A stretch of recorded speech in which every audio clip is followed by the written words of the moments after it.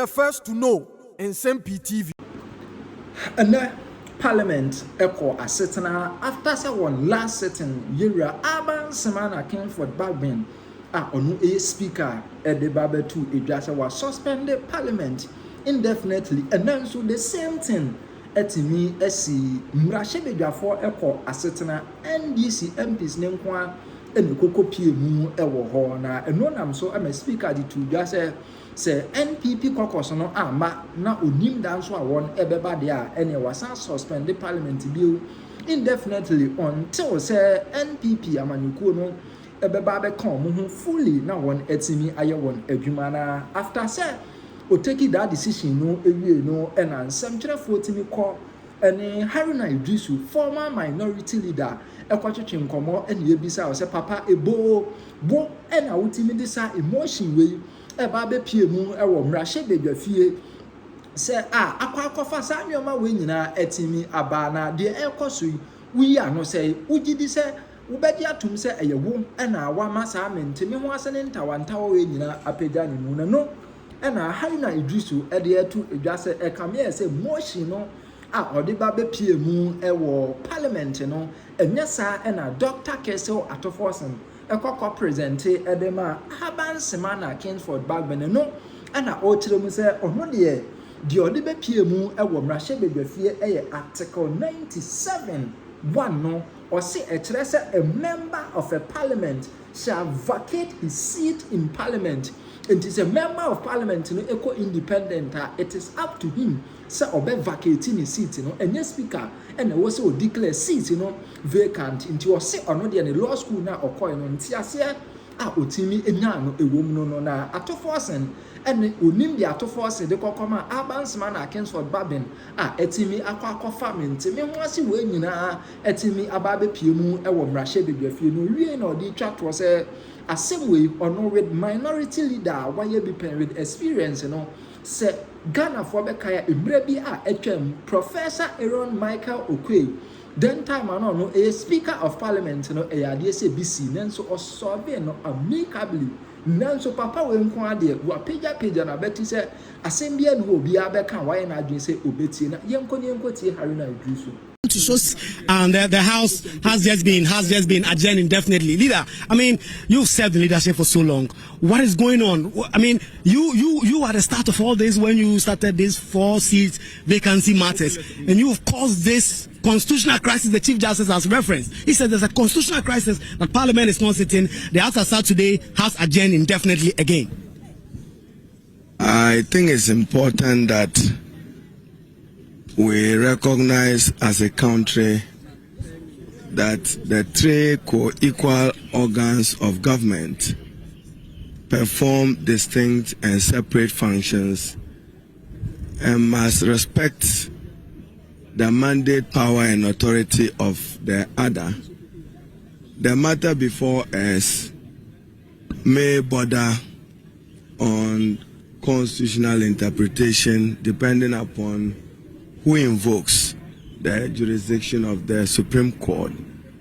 But clearly, what is before us, given precedent, is a matter under Article 99 of the Constitution, which in my view strongly belongs to the High Court as a forum on whether or not to declare a seat vacant or not vacant. But those of you who have studied Article 97 well, you must read the text well.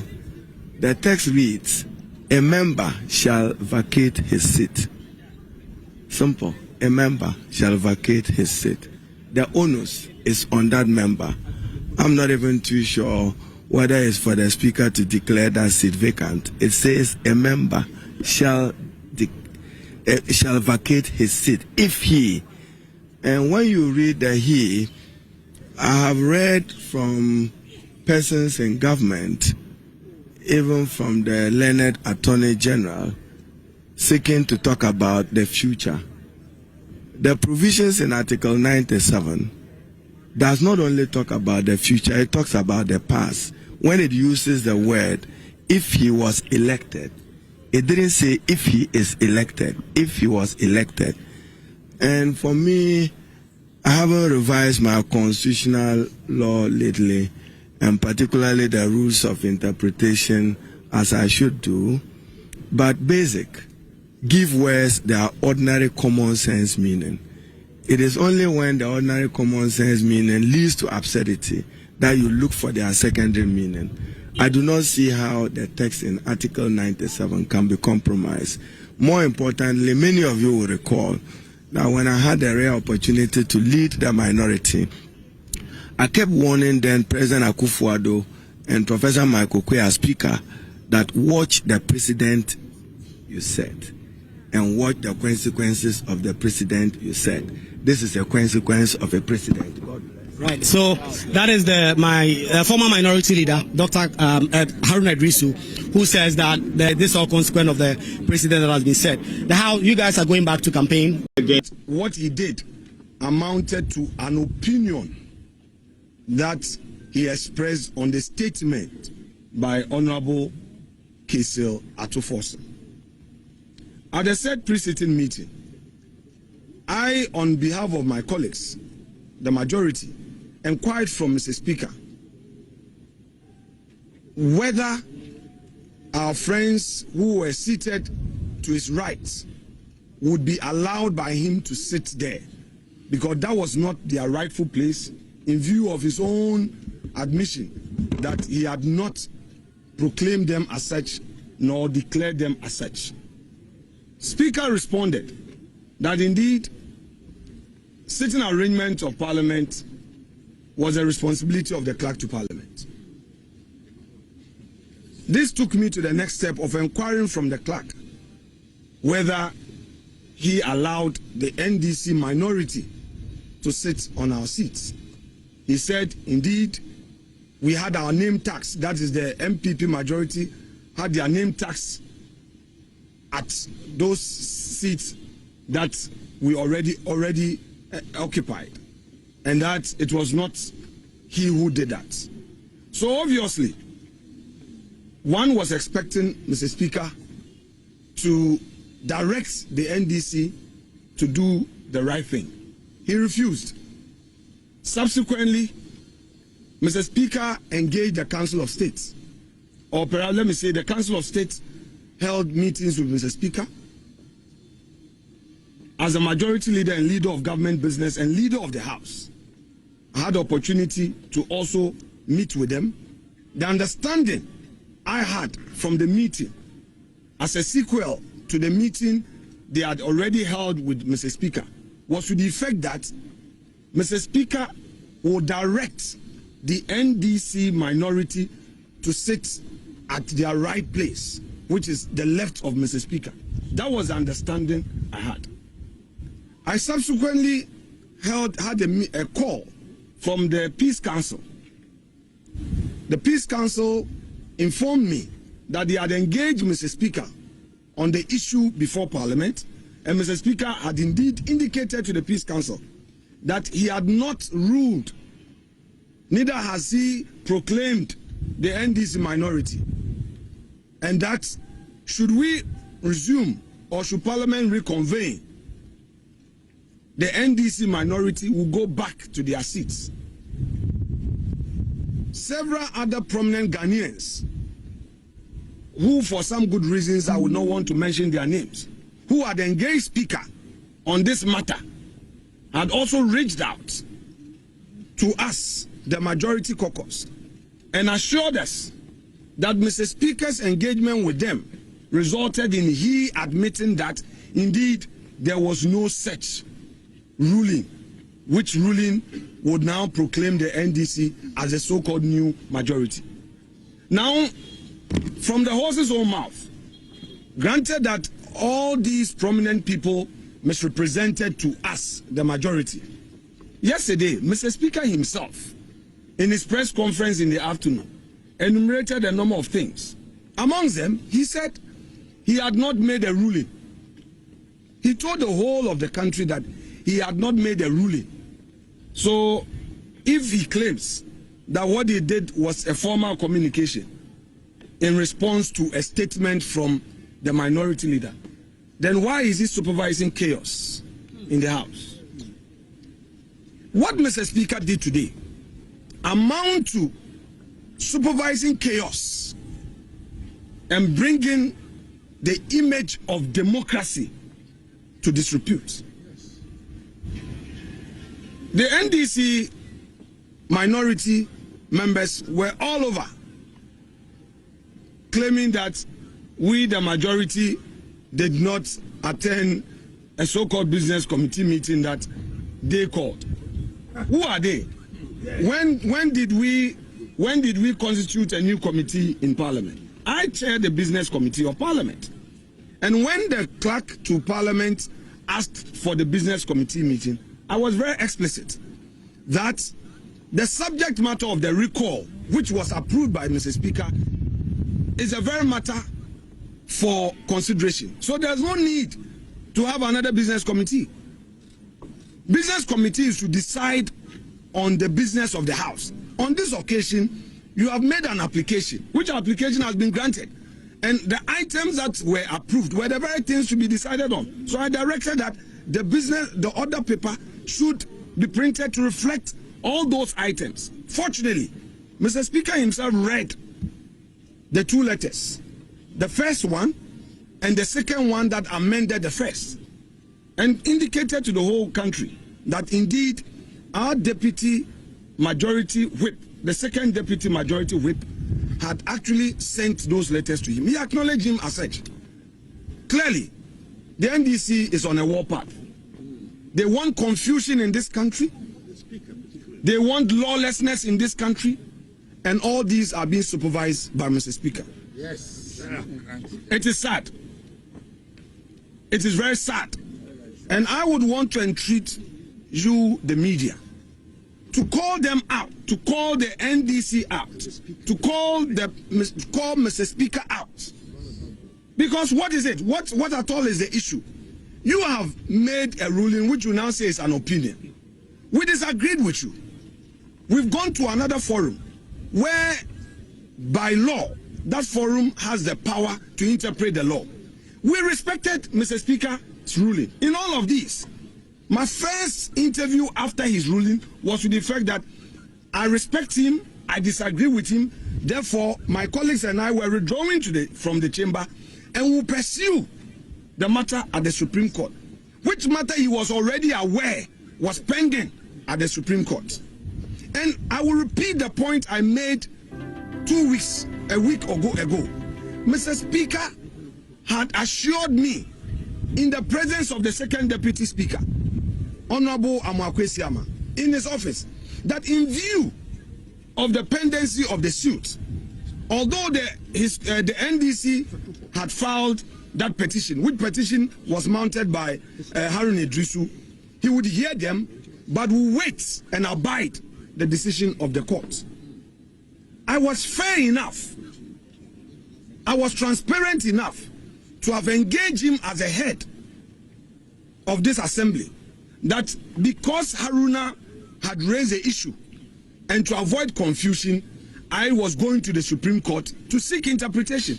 I did not go to Supreme Court in bad faith, and it wasn't the case that a matter was happening in Parliament and I ran away to the Supreme Court. I ran away from Parliament to Supreme Court to seek refuge. No, I foresaw confusion. And indeed, what Haruna filed, why did they set it aside? Haruna had initiated a process under Order 99 of our rules, which will require a process to be set in motion.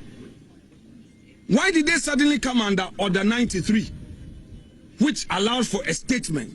When, in the history of this Parliament, since 1992, did a statement metamorphose into a motion? Which motion now will require a ruling? You see, Speaker is setting the country on fire. Yesterday, we were disappointed with his non-reconciliatory posture during this press conference.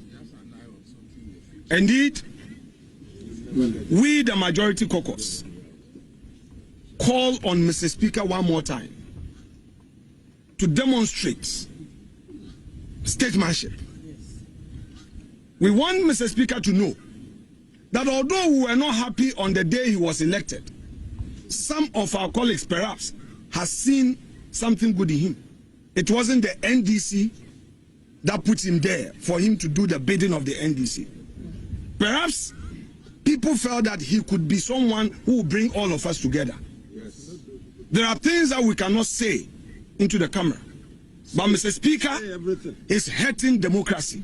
Yes. What Mr. Speaker is doing is to rehearse what the NDC is likely to do should they lose power, to bring chaos, to cause confusion. How can Mr. Speaker say that he respects the Constitution, but he will not subject himself to the dictate of the judiciary? How can you say that the judiciary is in collusion, is colliding with the president, and you mention the president as a person, as an individual? How? What Mr. Speaker is doing is in bad faith. First of all, he subjected himself to the jurisdiction of the Supreme Court. And after losing at the Supreme Court, he turns around to attack the Supreme Court. His own lawyer, my respected senior Thaddeus Sori, in court, argued forcefully that Mr. Speaker made a ruling, and he sought to justify the so-called ruling and even challenge the jurisdiction of the court in entertaining my application. For him, the matter comes under Article 99 of the Constitution and not under Article 197. 97 G and H of the Constitution. To the NDC lawyer, to the Speaker's lawyer, who had received firm instructions from the Speaker, the position of the Speaker was home and dry, was on all fours right, and that Mr. Speaker had ruled, and that those members could not come to Parliament.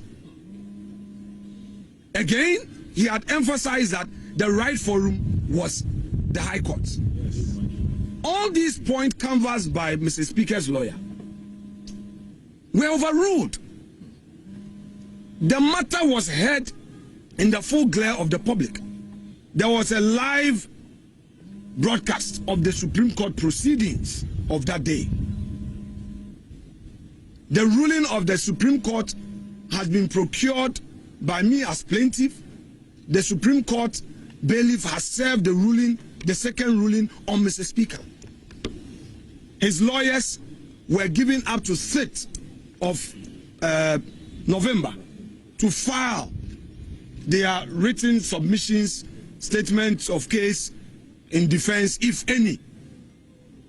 So what are all these, perhaps I call it ex cathedra, statement of Speaker?